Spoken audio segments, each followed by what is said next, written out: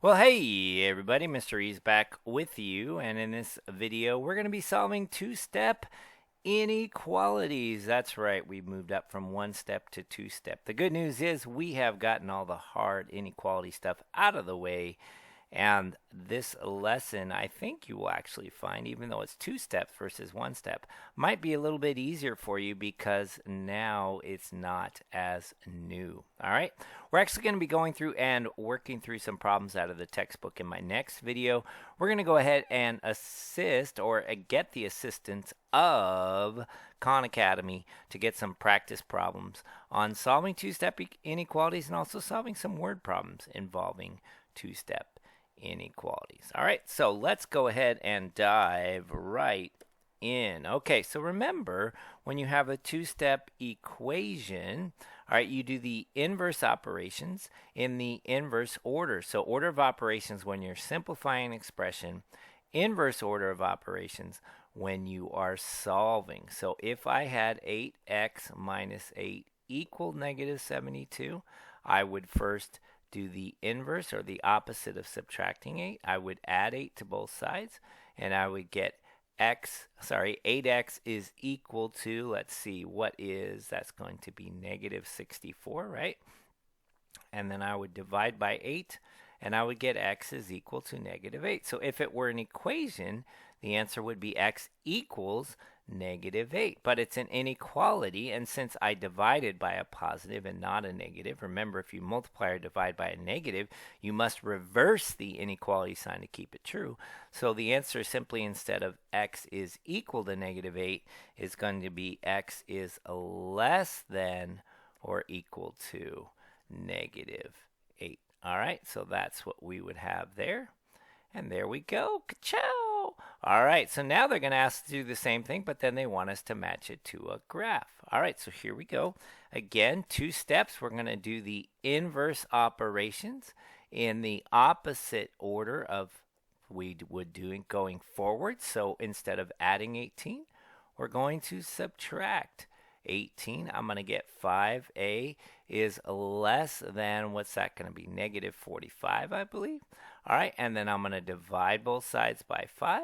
And what am I going to get? I'm going to get a is less than negative 9. Again, even though 45 was negative, the process I did not involve multiplying or dividing by a negative. So less than, remember, that's going to give us an open circle because it doesn't have an equal. So we're looking for an open circle less than negative 9. I'm thinking it's this beautiful magenta colored graph right there. All right.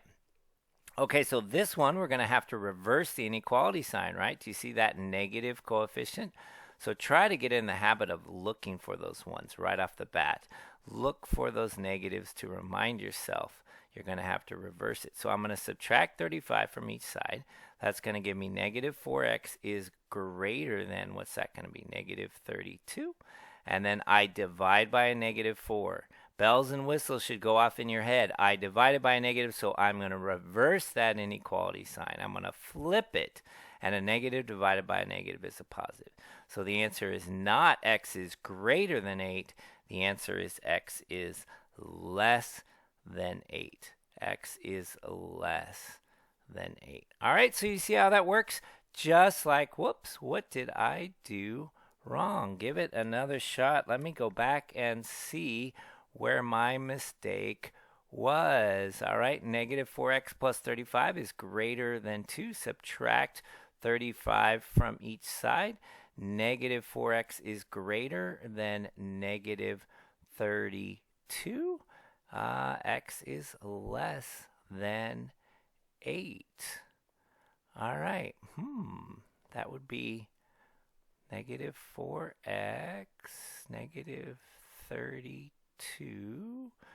Oh, wait a sec. 35. Yeah, 35 minus 2. 35 take away 2 is going to be 33. Yeah. Negative 4x. 35 take away 2 is 33. All right, and then that doesn't go in evenly. 33 over 4. What a strange answer that is. 33 over 4. Wow. Okay. Well, let's try it then. 33 divided by 4. Wow. Very unusual. Very unusual. Sorry about that, guys. Okay, let's do one more right here. Just to make Mr. Reeves feel better, negative 11 minus 2d is greater than or equal to 1. I wanted it to come out evenly so badly, I just ignored the correct answer. I knew 8 didn't go into 33. Wow, wow, wow. Okay, some more coffee for you, Mr. Reeves. So what am I going to do here? First thing I'm going to do is add 11 to both sides. Then I have negative 2d is greater than or equal to 12. Now be careful. We're dividing by a negative 2, and I get d. I'm going to flip that inequality sign. D is less than or equal to negative 6. When you multiply or divide by negative, flip that inequality sign, all right? So I'm looking for a closed circle, and it's going to go to the left. A closed circle going to the left. All right, we get the pink one again.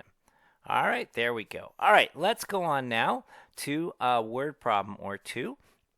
Remember, when you are solving two-step word problems, all right, whether it's equations or inequalities, all right, that variable gets attached to whatever's reoccurring, all right, a reoccurring rate oftentimes, and then you usually have some kind of one-time fee or one-time cost or one-time occurrence.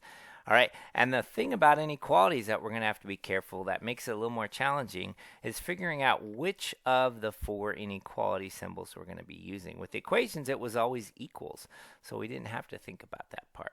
All right, so here we go. Janie has $3.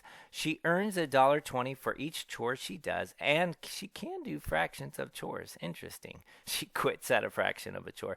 Sorry, Mom, I didn't clean the toilet because I've earned enough money for my CD. I'll do it next time. All right, so here we go. She wants enough money to buy a CD for $13.50. So if you want to buy something, you have to have that much money or more, right? $13.50 or more. So we can equal $13.50 or be greater than $13.50. And notice that $1.20 for each chore, that's our recurring thing. So that's going to get our variable C. All right, so I'm going to go ahead and type in the equation. She has $3 plus she's earning $1.20 for each chore. All right, and then again, we want it to be, she has to earn that much or more, right? She has to earn $13.50 or more. All right, so then to solve that, what are we going to do? So we have 3 plus 1.20c is greater than or equal to $13.50. All right, so I'm going to subtract that 3 from both sides. I get 1.20c is greater than or equal to 10. And then I'm going to divide both sides by 1.20. By the way, if you're going, couldn't you have just dropped those zeros? Yes, you could have. All right, but it's okay. With money, we have 2 decimal places, right? So we get C is greater than or equal to. You're welcome to use a calculator. I'm going to go ahead and pull up a calculator. Actually, you can see I already did it. 10.5 divided by 1.2 is 8.75. Look at that. I already have it in the right spot. There we go. All right. Greater than or equal to 8.75. So she's got to do almost 9 chores. Really, she would do 9 chores. I mean, she wouldn't be mean as to stop partway through a chore. All right, she's going to vacuum that whole room. She's going to clean the whole toilet. All right, let's do one more here. Mrs. Morton has a reward system for her class. When her students behave well, she rewards them by putting 3 marbles into a marble jar. How fun is that? When the jar has 100 or more marbles, the students have a party. Right now, the jar has 24 marbles, right? An inequality determines the number of additional times Miss Morton could reward the class in order for the students to have a party. All right, so here we go. So we've got that 24 that they already have, all right? In addition, it's 3 marbles each time. So there's our reoccurrence one, right? And what do they say, the number of times? So each time, that's going to be the 3 with the R because that's our reoccurring thing.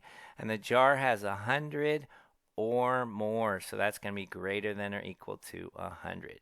So the equation that we're looking for here, or the inequality rather, is 24 plus, every time she puts 3 marbles in the jar, r times, and we want it to be greater than or equal to 100 marbles. All right, and now what do we want to do? We want to solve that. Actually, they want to know, will the students have a party if she rewards them 31 additional times? So we're going to put in 31 and see if it makes that true.